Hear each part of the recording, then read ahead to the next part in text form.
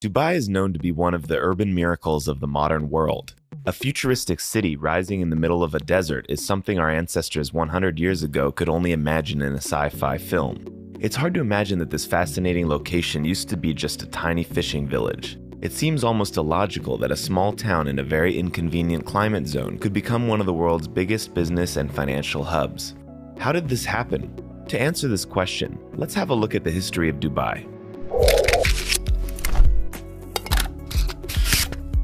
Located at the Persian Gulf, right in the middle of the Eurasian continent, Dubai was destined to be a crossing point between East and West. At the same time, the climate here is almost inhumane. The temperature in summer reaches 50 degrees Celsius, and that is the reason why for centuries the urban development here was quite slow. The Persian Gulf, however, was still an important area for the British Empire. Being a strategic route connecting London to Bombay, the Royal Fleet needed to secure this area from pirates.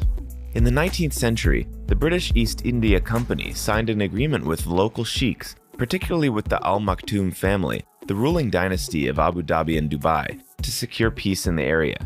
Al Maktoum dynasty rules Dubai until the present day. Despite these agreements, the British Empire never really tried to develop the area. While the Crown was heavily investing in developing Bombay, the southern capital of the empire, by building infrastructures, railway, and a university, there was hardly any interest in developing Dubai as a city. For the British Empire, Dubai was just a junior partner, a crossing point for the Royal Fleet, nothing more. Despite the lack of interest from the empire, Dubai was becoming more and more significant for the region. In 1900, the current ruler announced that no taxes will be charged from the traders, and soon Persian and Indian merchants started moving in. The city was convenient for trading also thanks to Dubai Creek, a saltwater canal that was allowing trading ships to sail from the Gulf right into the city. Shortly, Dubai became the biggest trading hub on the Persian Gulf. In the early 20th century, the city also became a big center of pearl diving, which attracted even more merchants every year. The pearl industry became so big that soon it was forming 95% of the Persian Gulf economy. Dubai, however, was still a big village rather than a city. The urban development started with the reign of Sheikh Rashid. In 1959, he went touring around Europe and was greatly inspired by European capitals, particularly London. Walking around the city and traveling on the tube, he was fascinated by the urban design, transport system, and overall comfort and convenience that London had to offer. After his trip, Sheikh Rashid started implementing his great plan of turning Dubai into an international city. In 1961, he instructed to artificially deepen the Dubai Creek so that bigger trading ships could sail in. Under his guidance, the city was being rebuilt with stone and cement. Having a dream of a great city in his mind, Sheikh Rashid started building an international airport, although his investors thought he is being too romantic, and these urban projects are simply unnecessary, and it was becoming challenging to fund all these ambitious projects. Sheikh Rashid's plans of creating an international capital would probably stall at this stage, but in 1966 they found oil in Dubai. Despite the common belief that Dubai became the city that it is today mainly thanks to oil, the oil reserves found in 1966 were quite modest by Middle Eastern standards. For a reference, neighboring Abu Dhabi had 10 times more oil than Dubai. However, the limited resource was a blessing for the city. Instead of considering oil as a limitless source of wealth, Sheikh Rashid started investing the generated profit in urban development. His vision was to build a city that wouldn't depend on oil money. He was inviting the most talented architects, engineers, and entrepreneurs to Dubai. Since Sheikh Rashid's biggest inspiration was London, he hired a team of British experts who were consulting him on further steps. One of Sheikh Rashid's main goals was to make Dubai attractive for all nationalities. Despite being a Muslim city, he made sure people of other religions and beliefs could feel comfortable living there. Like most of the other newly developing cities, Dubai needed a grand project that could attract international attention, so Sheikh Rashid instructed to build a skyscraper. In 1979, the 39-story building named Dubai World Trade Center was officially opened for business. Being an unprecedented urban project for Dubai, it was insignificant for the world, where 100-story buildings already existed. In fact, international media was ridiculing the city's grand investments, but Sheikh Rashid was convinced that Dubai will soon be taken seriously by the international community. Unfortunately, he never saw the city reach its full glory, tragically dying in 1981 at a relatively young age, but he managed to lay the foundation of a city that he had envisioned. After Sheikh Rashid died in 1981, His work was continued by one of his sons, 31-year-old Mohammed. Just like his father, he was obsessed with the idea of turning Dubai into a modern, international city. His main inspiration was Daniel Burnham, an American architect and urban designer that is known for planning and designing modern Chicago in the early 20th century.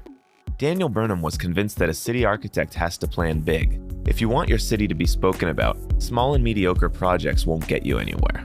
Sheikh Mohammed adopted this approach and decided to make Dubai a city of the biggest and the tallest. In 2000, he introduced Emirates Towers, which were higher than any building in Europe at the time. But that wasn't big enough for Dubai. Sheikh Mohammed wanted to build the tallest building in the world. In 2010, they completed the construction of Burj Khalifa, the highest skyscraper in the world. Being a very hands-on manager himself, Sheikh Mohammed was spending most of his time on construction sites. He was circling the city in his white Mercedes, which registration plate said Dubai 1. This plate was reflecting his overall philosophy and life mission. For Daniel Burnham, railway was the key asset of building a new great city like Chicago. For Sheikh Mohammed, that key asset was aviation. In 1974, he was already curating the construction of Dubai International Airport. In 1980, he employed Sir Maurice Flanagan of British Airways to build Emirates, the new international airlines of Dubai. Soon Emirates was flying to most of the biggest international airports, becoming a gateway to Dubai for thousands of tourists, entrepreneurs, and investors who were curious to visit the new marvel of the Middle East. In 2002, Sheikh Mohammed allowed foreigners to own land in Dubai, which quickly turned the city into one of the biggest real estate markets. Billionaires around the world jumped on this new opportunity of owning property in a city free of taxes and restrictions. Dubai became a gigantic construction site. Every architect firm, big or small, was rushing to Dubai, bringing as many architects and engineers as they physically could. It was a construction gold rush in the middle of a desert. The biggest architects from around the world brought their most ambitious projects to Dubai. Sheikh Mohammed had another ambitious project in mind. He wanted to turn Dubai into a world financial center, competing with major financial capitals like New York and London. Soon, Dubai International Financial Center was created. It's a special economic zone covering 110 hectares with its laws and regulations. It was basically a separate state within a city, like the Vatican in Rome. The hub shortly became home to the giants of the international banking system, including Citibank, HSBC, and Standard Chartered. Dubai was growing rapidly. Soon, 95% of the population were foreigners from around the world. This, of course, had a great impact on the local culture. A new, truly international city was born, which was a unique phenomenon in the world. Many capitals around the world claim to be international and multinational cities, but the reality is that there is always a dominating local culture or culture of the majority. For example, London, which served as an inspiration for Sheikh Rashid when he started developing Dubai, although being a diverse city and home to numerous ethnicities and cultures, is still a British city. Dubai, however, became a cultural no man's land of a sort. Everyone here is a guest, so everyone can feel at home. Local citizens are only 3 to 5% of the population. This aspect of the city earned a lot of criticism as well. For example, the Washington Post once stated that Dubai, in its attempt to be a successful Arabic city, had to sacrifice all its Arabic features. Another negative aspect of this rapid development became the fact that the United Arab Emirates became the only country that spends more energy than the USA. Despite all this, Dubai is an urban phenomenon that serves as an inspiration for many other developing cities around the world today. Let us know in the comments if you have ever been to Dubai and what you like or dislike about the city. If you enjoyed this video and would like to see more videos on our channel about history, architecture, and urban design of Dubai, please hit the like button and subscribe to our channel.